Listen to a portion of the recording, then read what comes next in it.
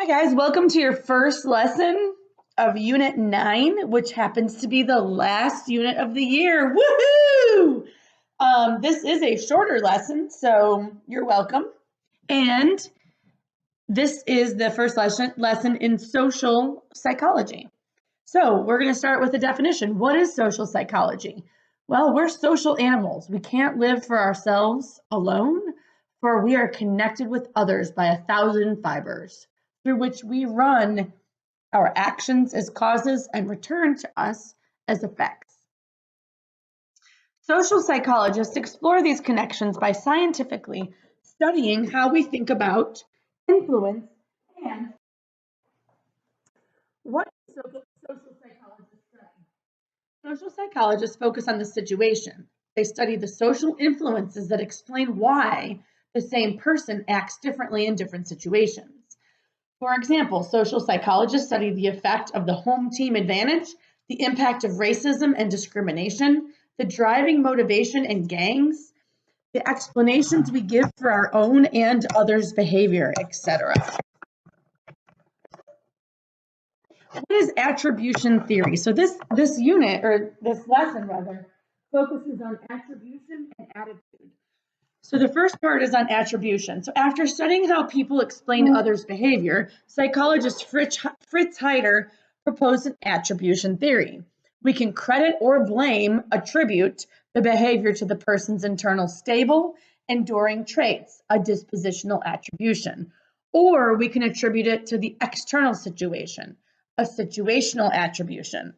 So if Jack eats an entire cake, do we explain that behavior by noting that Jack has not eaten in days, which is situational, or that Jack is greedy and gluttonous, which is dispositional? What is the fundamental attribution error? The tendency for observers when analyzing others' behavior to underestimate the impact of the situation and overestimate the impact of personal disposition. For instance, when passing a homeless person on the street, the fundamental attribution error suggests that we might be more likely to attribute their homelessness to their own personality, lazy, unmotivated, rather than to the situation, loss of a job, breakup of the family, schizophrenia, etc. AP exam tip. Many students have not heard of the fundamental attribution error before taking a course in psychology. Be sure you can define the concept, which may appear on the AP exam, and try illustrating this concept using your own attributions and those of others as examples. What factors affect our attributions? One factor is culture. Individualist Westerners more often attribute behavior to people's personal traits. People in East Asian collectivist cultures are more sensitive to the power of the situation. When we explain our own behavior, we are sensitive to how behavior changes with the situation.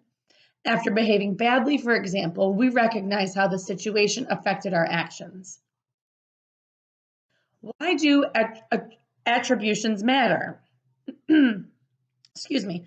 Whether we attribute poverty and homelessness to social circumstances or to personal dispositions, affects and reflects our political views.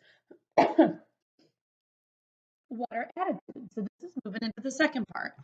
Attitudes are feelings often influenced by our beliefs that predispose us to respond in a particular way to objects, people, and events.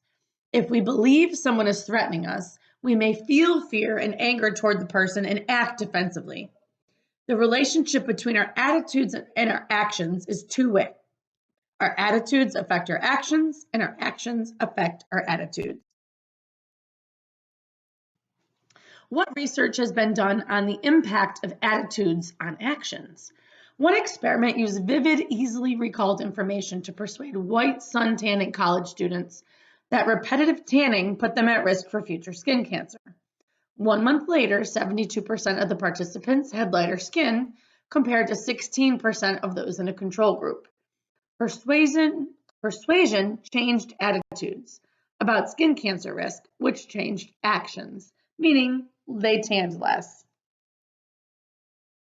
What is peripheral route persuasion? This occurs when people are influenced by incidental cues, such as a speaker's attractiveness. Peripheral route persuasion uses attention-getting cues to trigger emotion-based snap judgments. Endorsements by beautiful or famous people can influence people's attitudes, whether the judgment is about choosing a political candidate or buying the latest smartphone. What is the central route persuasion? This occurs when people are influenced by arguments and respond with favorable thoughts. Central route persuasion offers evidence and arguments that trigger careful thinking.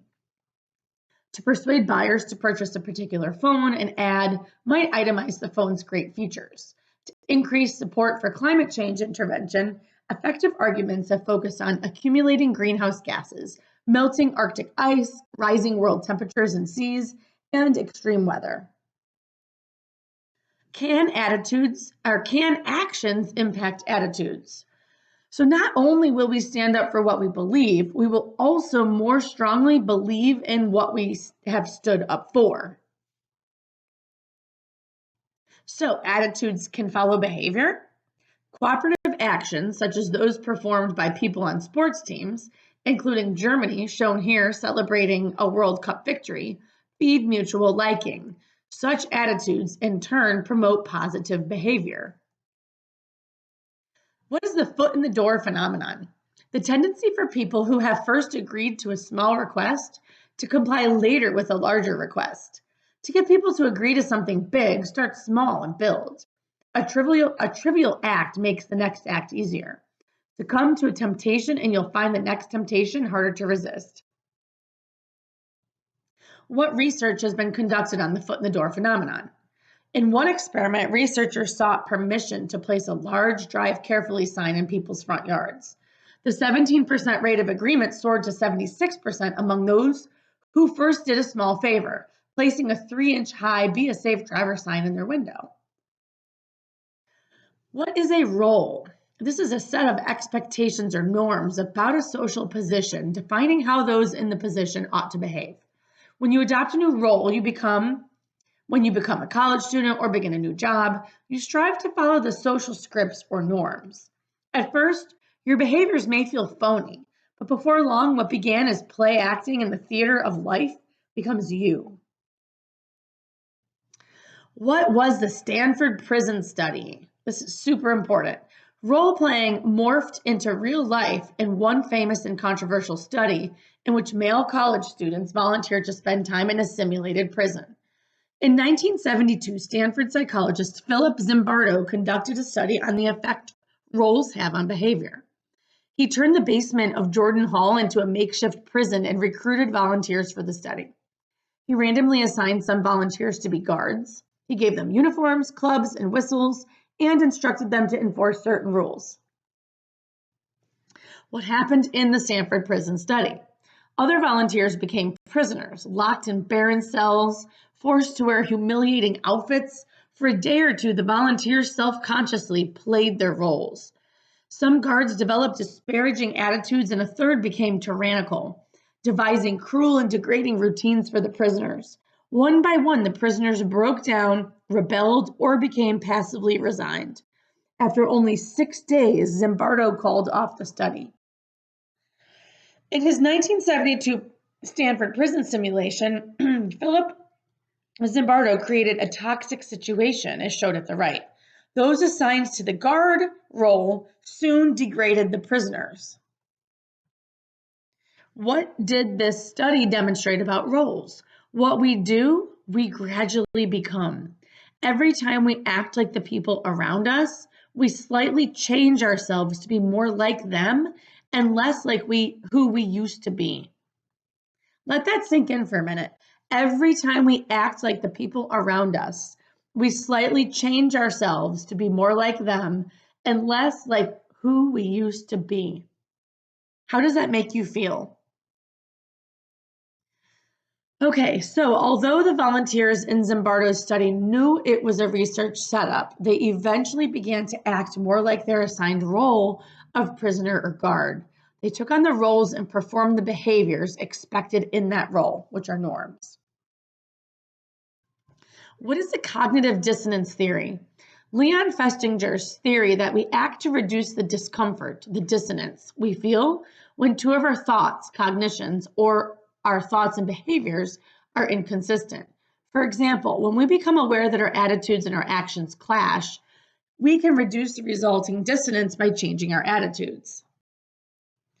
What is an example of cognitive dissonance? For instance, a person who smokes and enjoys the sensation may also know that smoking cigarettes is correlated with lung cancer. This disconnect between a belief, smoking causes cancer, and a behavior, continuing to smoke cigarettes, causes tension or dissonance. To relieve the dissonance, a person must either change the behavior, stop smoking, or change the thought. I may die young, but at least I'm enjoying myself today.